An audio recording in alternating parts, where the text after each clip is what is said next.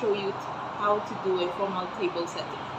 Knowing that formal table setting is usually done in fine dining, this setting can also be brought down to informal setting. In doing so, I will start with the charger plate. Charger plate is a plate we put down for another plate to be put on top of, not only to protect the table from the things that may fall, but also act as a carrier when we remove certain courses. Again, this is a charger plate, not meant to be eaten on. Also, take note that it will be the choice of the chef and the dining manager when or what point of the charger plate can be removed throughout the meal. In putting our charger plate, we should make sure that we check it's like 1 inch at the edge of the table. Next, we'll place our silverware. Again, we have to think of symmetry of the silverware and how we put on the table for the list on the food menu. And also, depending on what type of menu you have, the silverware will dictate where the guest goes. Most things that made most people very uncomfortable in formal dining setting is which silverware are they getting to use. And the smart one to go by is that you will always work from the outside in. First, I place down the salad fork. Salad fork is usually smaller than the others. Usually in a restaurant, we only have salad fork and entree fork, or they call it as a dinner fork. One is smaller than the other. So, first, we set down the salad fork. After the salad fork, being a 3-meal course, we would then set the entree fork. After the entree fork was set, then we'll place the dessert fork. In instance, if there's a meat in a course or a pasta, they also can use the entree fork.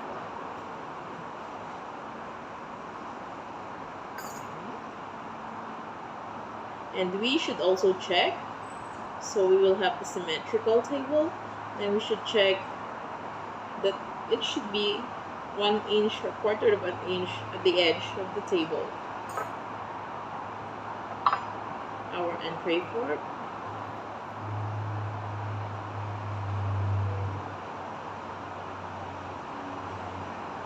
And our dessert fork.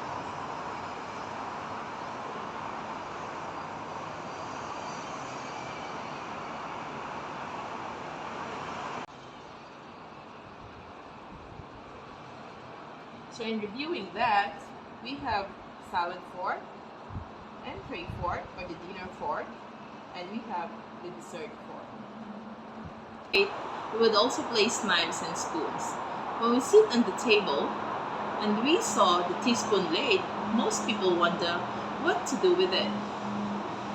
If you saw a teaspoon laid on the table, this means the guest can use it if they want to have coffee or tea throughout the meal. This teaspoon can be used for their sweetener or their creamer. If not, then at the end of the meal, they can use it for their dessert. And in your meal, if you have the soup, usually you can put also your soup spoon. Always check the symmetry, 1/4 of an inch or an inch from the edge of the table. Another way, we also can lay our dessert fork and our dessert spoon at the top of our plate.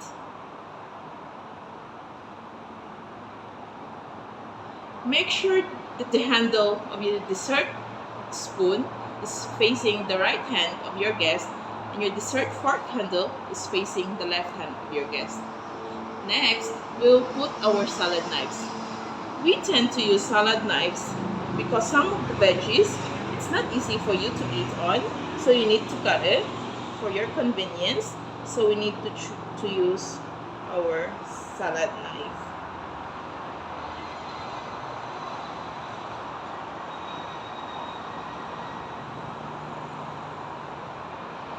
The next is we will put our entree fork or our dinner fork.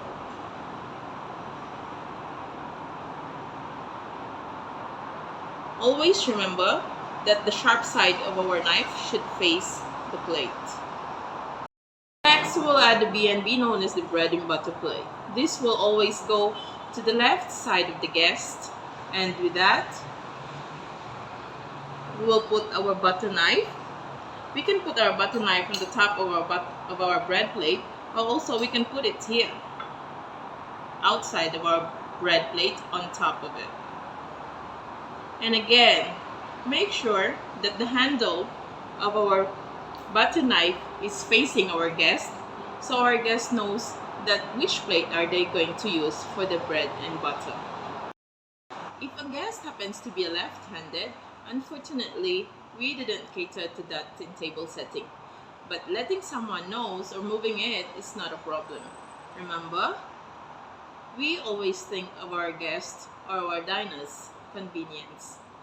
So after that, we will lay our table napkin.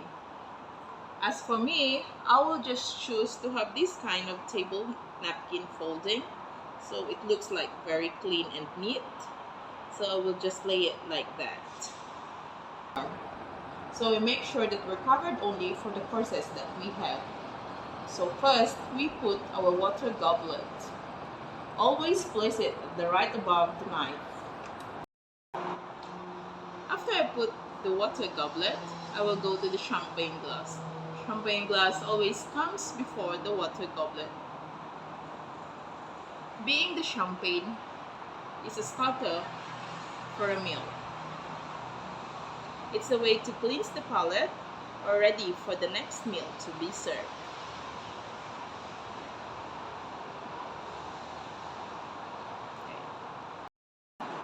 After we put the champagne glass, we're going directly in front of our water goblet and we will put our white wine glass. Knowing that in the course of meal, normally some people will use and wanted to have the white wine versus red. And then, after the white wine glass, we're going ahead and set our red wine glass. And of course, it will match up with the course that followed the white wine.